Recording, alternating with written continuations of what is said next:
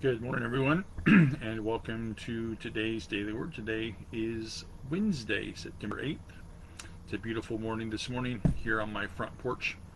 We came home from the lake last night and went to therapy and just got back from physical therapy, actually. And so I got my computer out here on the porch, and it's a beautiful morning to gather together and to talk a bit about our daily word and what it means for us and how we might apply it to our daily lives as we strive to live them. And so, if you know me well, and most of you who watch this on a daily basis, or catch up, or watch once a week, or even have known me at all, you know that one of my favorite texts in all of Scripture is 1 Corinthians 13. It is that love chapter that Paul describes, and he gives for us, this grand idea of what love is. And he says that love is patient, love is kind, it's not rude, it's not self-seeking, it's not easily angered, it keeps no record of wrong. Love doesn't love rejoice it doesn't rejoice with evil, but rejoices with the truth. Always protects, always trusts, always hopes, always perseveres. Love never fails. Paul's clear about that, and he talks earlier in that about what it means to have faith and what it means to have hope, and that even though, and I know the Scripture says to us that even though we have a measure of faith that we've been given by God, and that hope is that enduring thing, that keeps us going in life when we have hope. But there is this other piece that Paul talks to us about, and it's in that very last verse, 1 Corinthians 13:13. And after Paul gets done with his big, long speech to us about what love is, he says, "And now these three remain: faith, hope, and love. But the greatest of these is love." And Paul's clear about that, and he gives us this idea that these are the only things that really last for us. Yeah, thank you. Have a good day. Really the things that last the most: faith, hope, and love. Now, we could call those three things, we could call them theological virtues, because it seems that faith, hope, and love are the very participation for us in the life of God. They're given freely by God. They are, as I like to think about faith, hope, and love, they are infused in us from the time that we're born. We have this understanding that deep inside of us are faith, hope, and love, and because we have them, they define for us what it means to live our lives, and how we have them. It's interesting that we're all made out of faith, hope, and love. And we're really, in our lives called to increase in the world our faith, hope, and love so that we can share it with others.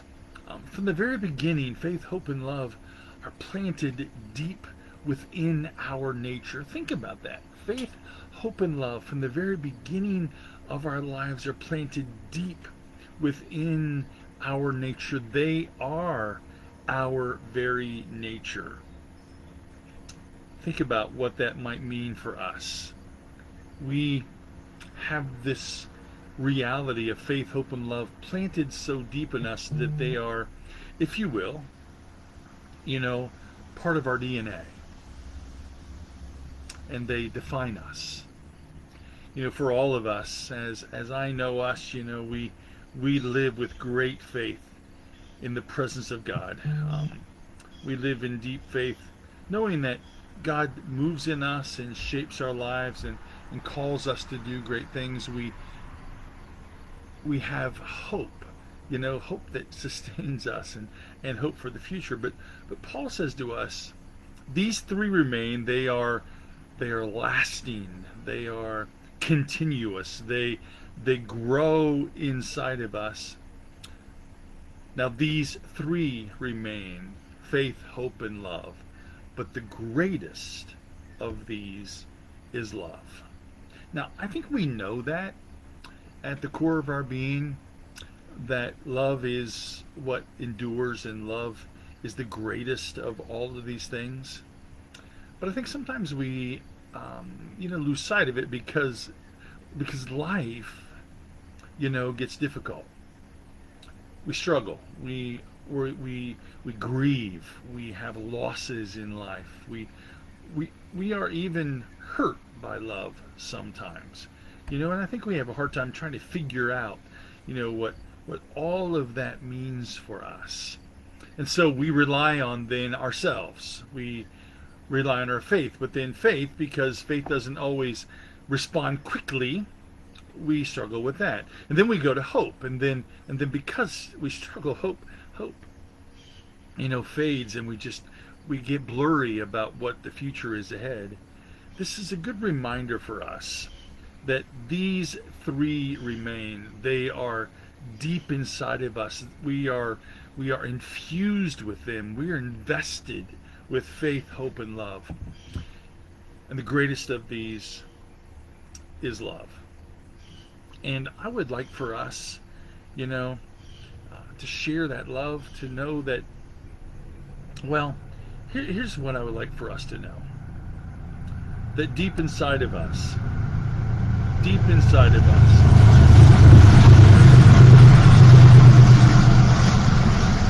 wait for the train to go by. Deep inside of you, deep inside of me, given to us by God when we're born, our faith, hope, and love. And in spite of the struggles of the world, and in spite of all the things that we go through, and in spite of the grief that sometimes conspires to bring us down, we have them. They are in our DNA. They are part of who we are. They define us, if you will. And sometimes we need reminded of that deep inside of us are faith, hope, and love. I went to therapy this morning, and I had a pretty rough weekend pain-wise. And I knew it was going to be a struggle, and I had a struggle at therapy this morning, and I lost some of my range of motion, and I've got some hard work to do to catch up. And I was laying there on the bed, getting the ice, which is the best part at the end of therapy, thinking about what all of that means, and thinking about this scripture. And while I was very disappointed at my range of motion, and we really tried and pushed, it's a little disconcerting, to lose 10 degrees, which is what I lost since the last time. That sometimes happens in life, right?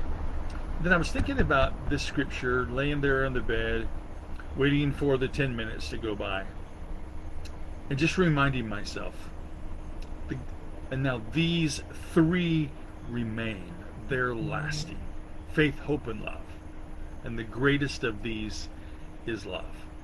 And I don't know about you, but sometimes in my life I just need to be reminded that they are infused in me, God-given, from the very beginning of my life and your life.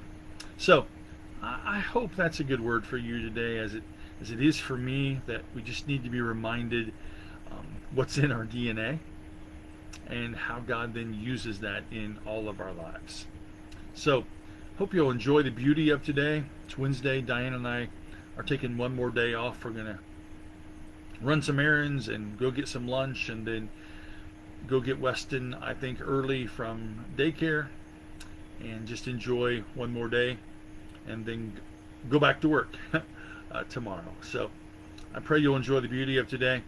And as always, know of God's love that surrounds you, and know my love for all of you. I will see you tomorrow morning at 10 o'clock. Have a great day.